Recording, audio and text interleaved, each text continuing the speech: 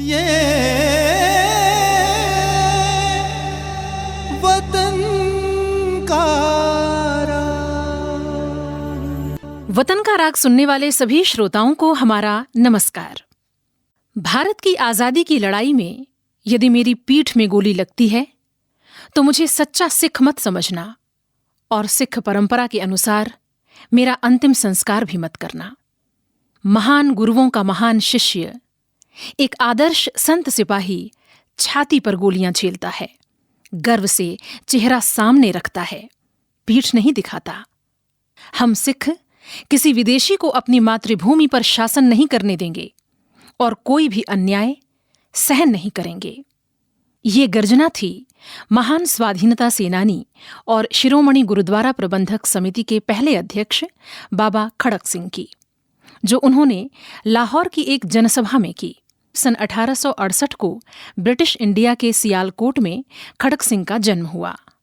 उनके पिता राय बहादुर सरदार हरि सिंह एक अमीर ठेकेदार और उद्योगपति थे। खड़क सिंह की आरंभिक शिक्षा दीक्षा सियालकोट में ही संपन्न हुई। यहाँ मिशन स्कूल में उन्होंने मैट्रिक पास की और फिर मुरे कॉलेज से इंटरमीडिएट। आगे की पढ़ाई के लिए वे लाहौर गए और पंजाब विश्वविद्यालय के पहले स्नातक समूह के छात्र के रूप में उन्होंने बीए पास किया। कानून में रुचि के चलते खड़क सिंह इलाहाबाद चले गए और यहाँ लॉ कॉलेज में दाखिला लिया, किंतु पिता और बड़े भाई के एक के बाद एक हुए अवसान से वे दुखी हो गए तथा पढ़ाई बीच में ही छोड़कर सियालकोट लौट आए। यहाँ उन्होंने पारिवारिक संपत्ति और व्यवसाय की देखभाल शुरू कर दी।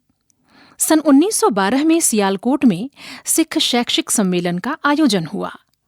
खड़क सिंह इसकी स्वागत समिति के अध्यक्ष बने। इसके बाद सन 1915 में तरनतारन में सम्मेलन हुआ। खड़क सिंह इसके अध्यक्ष चुने गए।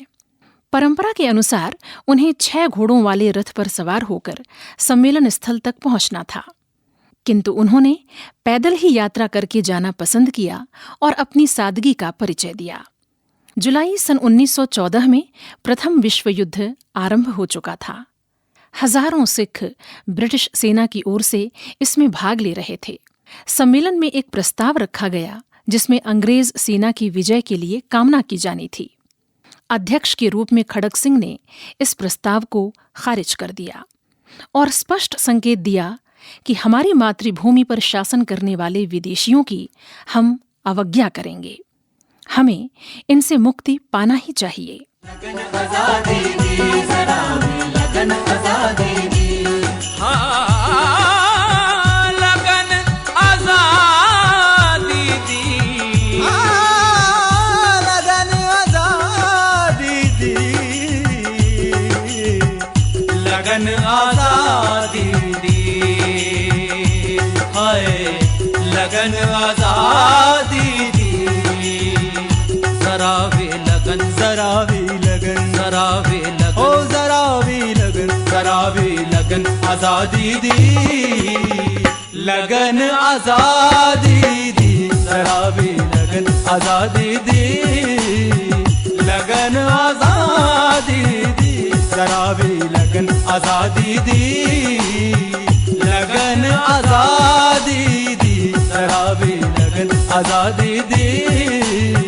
लगन आजादी दी, जरा भी लगन, जरा भी लगन, जरा भी लगन, जरा भी लगन।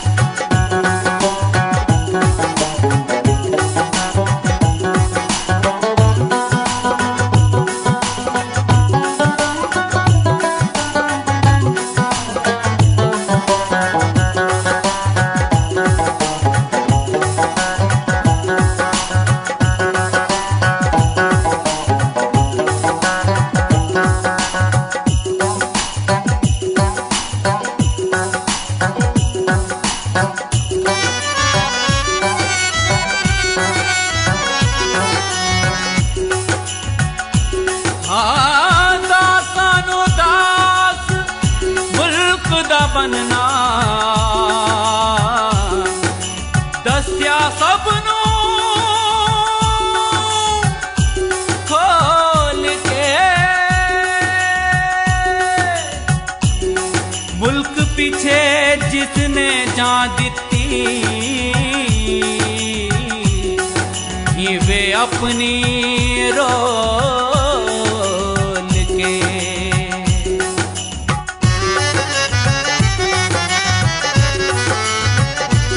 ओ सरदार शहीदा होया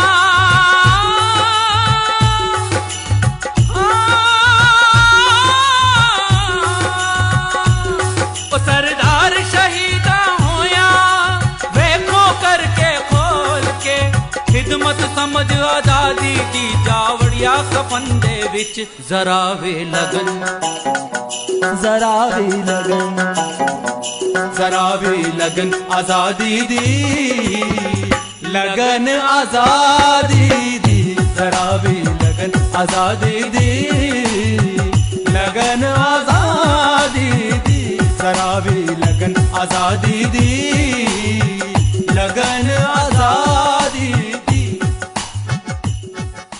खड़क सिंह अब सार्वजनिक जीवन से जुड़ चुके थे। उन्होंने सीधे सीधे समाज और देश हित में सोचना तथा काम करना शुरू किया। अप्रैल सन 1919 में जलियांवाला बाग हत्याकांड हुआ। खड़क सिंह इस घटना से दुखी होकर सीधे राजनीति में उतर गए। स्वाधीनता के लिए उन्होंने अपना जीवन समर्पित करने का निश्चय लिया। सन 1920 में लाहौर में सेंट्रल सिख लीग का ऐतिहासिक अधिवेशन संपन्न हुआ।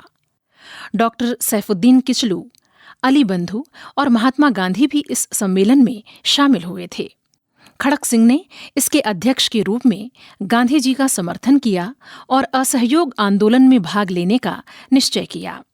सन 1921 में ही देश भर में फैले गुरुद्वारों की देखरेख और प्रबंधन के लिए शिरोमणि गुरुद्वारा प्रबंधक कमेटी का गठन हुआ और खड़क सिंह इसके पहले अध्यक्ष चुने गए। इसी से जुड़ा एक रोचक प्रसंग भी है। स्वर्ण मंदिर में एक तोशाखाना यानी खजाना है जिसमें कीमती वस्तुएं सुरक्षित रखी जाती हैं। सन 1849 से इसकी चाबियां पंजाब सरकार द्वारा नामित अधिकारी के पास रखी जाती थीं, जो इसके देखरेख की जिम्मेदारी संभालता था। जब खड़क सिंह प्रबंधक कमेटी के अध्यक्ष चुने गए तो नियमानुसार राजकोष की चाबियां उन्हें हस्तांतरित होना चाहिए थीं, किंतु उसे ब्रिटिश उपायुक्त ने जब्त कर लिया था। इसके विरोध में खड़क सिंह ने तत्कालीन सरकार के खिलाफ मोर्चा खोल दिया। एक आंदोलन आरंभ हो गया जो कीज मोर्चा यानी चाबियों के मोर्चे के नाम से इतिहास में दर्ज हो गया। पंजाब सरकार ने खड़क सिंह को गिरफ्तार कर लिया, पर जन आंदोलन इसके बाद भी जारी रहा। नवंबर सन 1921 को शुरू हुआ आंदोलन 2-3 महीने जारी रहा। जन विरोध को देखते हुए तत्कालीन पंजाब सरकार ने 17 जनवरी सन 1922 को अकाल तख्त पर खड़क सिंह को सार्वजनिक रूप से स्वर्ण मंदिर के राजकोष की चाबियां सौंप दीं। इसके साथ ही हजारों राजनैतिक बंदियों को रिहा भी किया गया। अखबारों ने लिखा कि गर्वित सत्ताधारी को बाबा खड़क सिंह की कठोर इच्छा शक्ति के आगे झुकना पड़ा। पूरे देश में इसकी बड़ी चर्चा हुई। महात्मा गांधी ने इस अनोखे चाबियों के मोर्चे की जीत पर बाबा खड़क सिंह को तार में बधाई संदेश भेजते हुए लिखा, भारत की आजादी के लिए पहली निर्णायक लड़ाई जीत ली गई। अंग्रेज अधिकारी अब उन पर नजर रखने लगे। 4 अप्रैल सन 1922 को बाबा खड़क सिंह को किरपाण बनाने का कारखाना चलाने के आरोप में फिर से गिरफ्तार कर लिया गया। किरपाण सिखों का धार्मिक प्रतीक है। 1 साल की जेल में उन्हें सरकार विरोधी भाषण का हवाला देकर 3 साल की सजा और बढ़ा दी गई। उन्हें दूर डेरा गाजी खां की जेल में भेज दिया गया। यहाँ जेलर ने राजनीतिक कैदियों को गांधी टोपी और काली पगड़ी पहनने पर रोक लगा दी थी।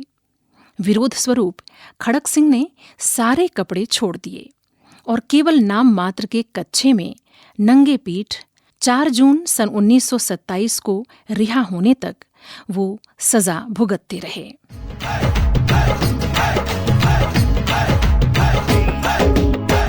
तो जेलों में तसले बजाए जाएंगे, अब तो जेलों में तसले बजाए जाएंगे। इसी चरखे से बंदर भगाए जाएंगे, इसी चरखे से बंदर भगाए जाएंगे।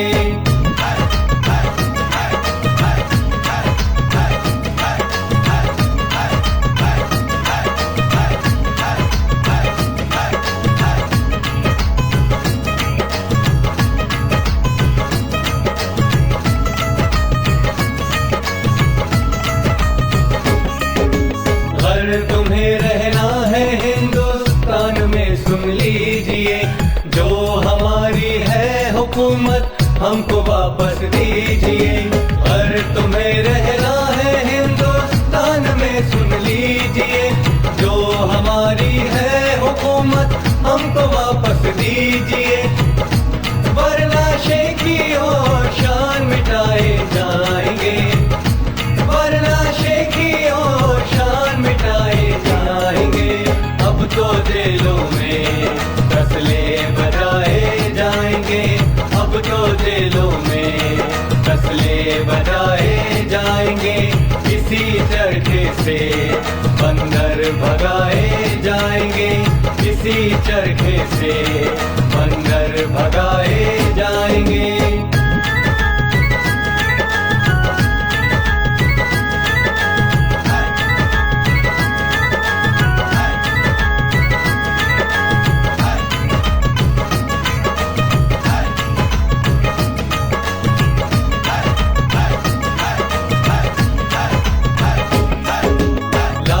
की तादाद में तुम जेलों में भर दो हमें, छोड़ सकते हम नहीं जिस कार्य पर है जमे। लाखों की तादाद में तुम जेलों में भर दो हमें, छोड़ सकते हम नहीं जिस कार्य पर है जमे। जेल देने से क्या हम डराए जाएंगे, जेल देने से क्या हम डराए जाएंगे। अब तो जेलों में तसले बजाए जाएंगे, अब तो जेलों में तसले बजाए जाएंगे। इसी चरखे से बंदर भगाए जाएंगे, इसी चरखे से बंदर भगाए जाएंगे।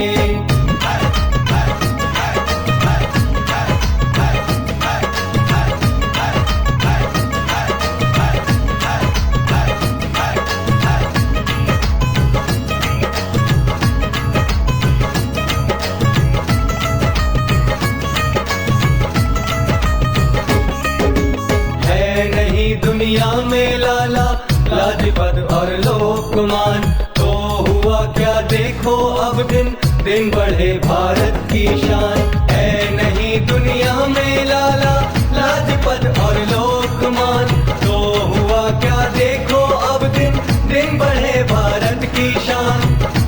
गुजरी बातों की याद दिलाए जाएंगे, गुजरी बातों की याद दिलाए जाएंगे। अब तो जेलों में तसले बजाए जाएंगे, अब तो जेलों में तसले बजाए जाएंगे। इसी चरखे से बंदर भगाए जाएंगे, इसी चरखे से बंदर भगाए जाएंगे।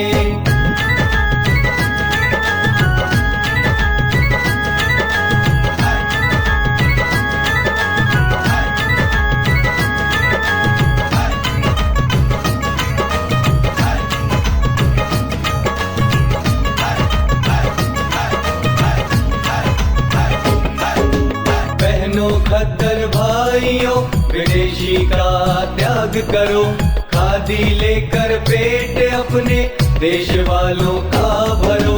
पहनो खद्दर भाइयों विदेशी का त्याग करो, खादी लेकर पेट अपने देश वालों का भरो।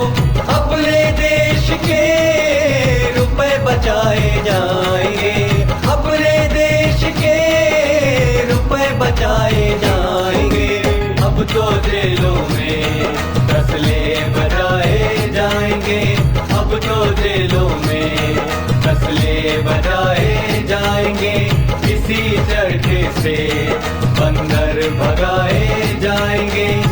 इसी चरखे से बंदर भगाए जाएंगे।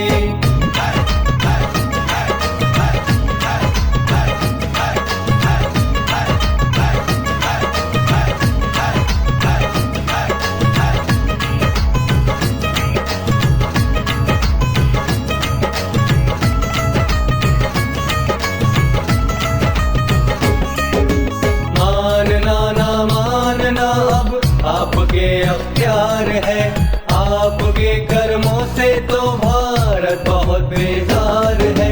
मानना ना मानना अब आपके अख्तियार है, आपके कर्मों से तो भारत बहुत बेजार है।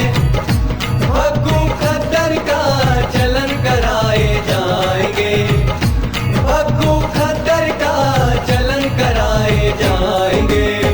तो जेलों में तसले बजाए जाएंगे, अब तो जेलों में तसले बजाए जाएंगे।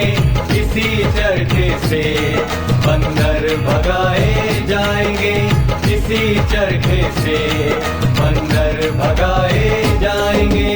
अब तो जेलों में तसले बजाए जाएंगे, अब तो जेलों में तसले बजाए जाएंगे।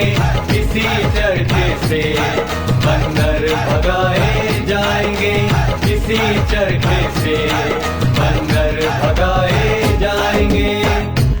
जेल में रहते हुए ही उन्हें सन 1925 में फिर से शिरोमणि गुरुद्वारा प्रबंधक कमेटी का अध्यक्ष चुन लिया गया था। सन 1930 में फिर नए चुनाव में उन्हें अध्यक्ष पद के लिए चुना गया, पर इसके तुरंत बाद उन्होंने इस्तीफा दे दिया और राष्ट्र की स्वतंत्रता के काम में जुट गए। सन 1928 में साइमन कमीशन के लाहौर दौरे पर बाबा खड़क सिंह ने विशाल प्रदर्शन का आयोजन किया। उन दिनों भविष्य में संवैधानिक प्रस्तावों पर पार्टी काम कर रही थी। बाबा खड़क सिंह ने इसके निर्धारण में सिखों के हितों और उनकी सहमति को सम्मान देने के लिए समुचित कार्रवाई की। सन 1931 में फिर से सरकार विरोधी भाषणों का आरोप लगाकर उन्हें जेल भेज दिया गया। वो 6 महीने बाद रिहा किए गए, परंतु सन 1932 में फिर से गिरफ्तार कर 19 महीने के लिए कारावास में भेज दिए गए। कम्युनिटी अवार्ड का भी वे लगातार विरोध कर रहे थे और अपने भाषणों में ब्रिटिश सरकार की सांप्रदायिक नीतियों पर तीखा प्रहार करते रहे। सन 1935 में बाबा को फिर से गिरफ्तार कर लिया गया। सन 1940 के सत्याग्रह आंदोलन में वे फिर से सक्रिय हो गए और उन्हें जेल भेज दिया गया। इन सारी प्रताड़नाओं और बार बार की जेल यात्रा से उनकी निष्ठा और समर्पण में कोई अंतर नहीं आया। दूसरे विश्व युद्ध की समाप्ति पर जब ब्रिटिश सरकार ने आज़ाद हिंद सेना के बहादुर वीरों पर मुकदमा चलाने का निर्णय लिया, तो बाबा खड़क सिंह इसके विरोध में आवाज उठाने वाले अग्रणी नेता थे। उनके बारे में कहा जाता था कि बदलती राजनीतिक धारा, जिसमें कई नेता बहकर बदल गए, अपना आधार छोड़ गए, ऐसे झंझावातों में भी बाबा खड़क सिंह एक अडिग चरित्र थे। अपने सिद्धांतों पर अविचल वे धर्मनिरपेक्ष राष्ट्रवाद के प्रति दृढ़ता से समर्पित थे और इसीलिए भारत का बंटवारा उन्हें रास नहीं आया। जब देश का विभाजन हुआ तो बाबा खड़क सिंह दिल्ली में ही बस गए। एक निरपेक्ष संत की भांति उन्होंने कोई भी पद नहीं स्वीकारा। वे बहुत अमीर खानदान से थे, पर पूरे स्वाधीनता के संघर्ष में उन्होंने सारी सुख सुविधा त्याग कर तपस्वी का जीवन जिया। स्वाधीनता प्राप्ति के बाद 10 जुलाई सन 1949 को उन्होंने कहा था, ये वास्तविक गर्व का विषय है कि भारत विदेशी प्रभुत्व से मुक्त हो गया है। मैं अपनी मातृभूमि की स्थायी समृद्धि और शांति के लिए प्रार्थना करता हूँ। 6 अक्टूबर सन 1963 को बाबा खड़क सिंह हमसे विदा हो अनंत में लीन हो गए। नमन ऐसे महान देशभक्त को।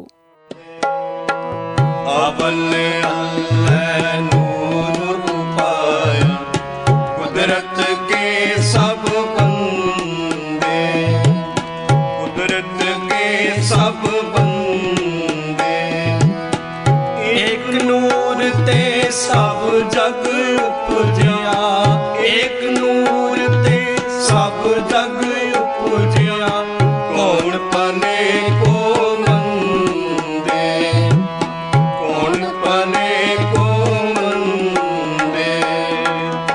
ਅਵਲ ਅੱਲ੍ਹ ਨੂਰ ਉਪਾਇਆ ਕੁਦਰਤ ਕੇ ਸਭ ਬੰਦੇ ਅਵਲ ਅੱਲ੍ਹ ਨੂਰ ਉਪਾਇਆ ਕੁਦਰਤ ਕੇ ਸਭ ਬੰਦੇ ਕੁਦਰਤ ਕੇ ਸਭ ਬੰਦੇ ਲੋਕ ਪਰਮ ਨਾ ਭੂਲੋ ਪਾਈ ਲੋਗਾ ਪਰਮ ਨਾ ਭੂਲੋ ਪਾਈ ਪਰਮ ਨਾ ਭੂਲੋ ਪਾਈ ਪਰਮ ਨਾ ਭੂਲੋ ਪਾਈ ਖਾਲਕ ਖਲਕ ਖਲਕ ਮੈਂ ਖਾਲਕ ਖਾਲਕ ਖਲਕ ਖਲਕ ਮੈਂ ਖਾਲਕ ਪੂਰ ਰਹੋ ਸਭ ਠਾਈ ਪੂਰ ਰਹੋ ਸਭ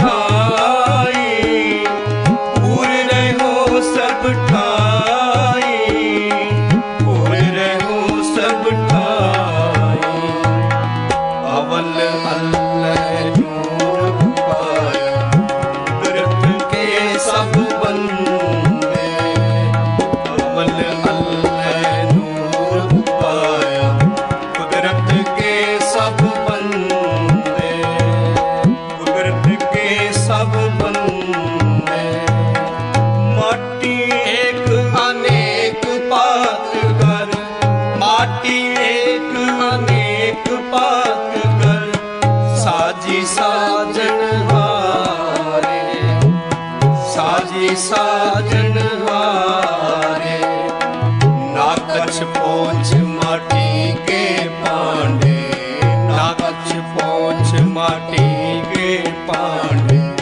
ਨਾ ਕਛ ਪਹੁੰਚ ਕੁੰਭਾਰੇ ਨਾ ਕਛ ਪਹੁੰਚ ਕੁੰਭਾਰੇ ਨਾ ਕਛ ਪਹੁੰਚ ਕੁੰਭਾਰੇ ਨਾ ਕਛ ਪਹੁੰਚ ਕੁੰਭਾਰੇ ਅਵਲ ਅੱਲ੍ਹ ਨੂਰ ਪਾਇਆ ਕੁਦਰਤ ਕੇ ਸਭ ਬੰਦੇ ਅਵਲ ਅੱਲ੍ਹ ਨੂਰ ਪਾਇਆ ਕੁਦਰਤ ਕੇ ਸਭ ਬੰਦੇ ਕੁਦਰਤ ਕੇ ਸਭ ਬੰਦੇ ਸਭ ਮੈਂ ਸੱਚਾ ਏਕੋ ਸੋਈ ਸਭ ਮੈਂ ਸੱਚਾ ਏਕੋ ਸੋਈ ਇਸ ਕਾ ਕੀਆ ਸਭ ਕਛ ਹੋਈ ਇਸ ਕਾ ਕੀਆ ਸਭ ਕਛ ਹੋਈ ਹੁਕਮ ਪਛਾਣ ਸੋ ਏਕੋ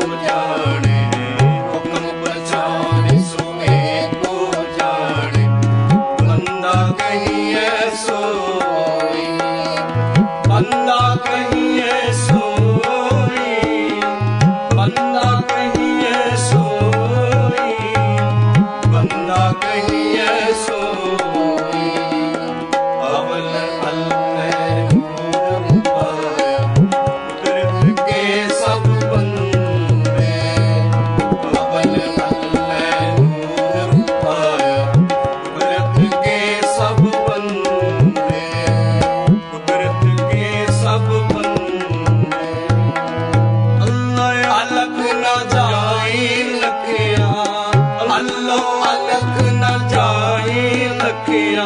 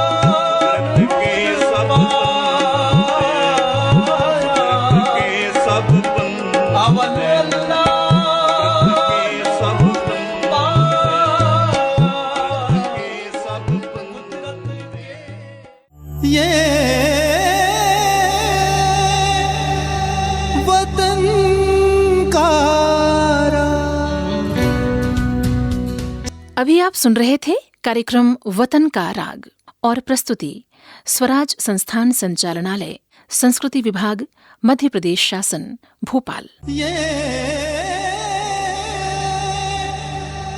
वतन का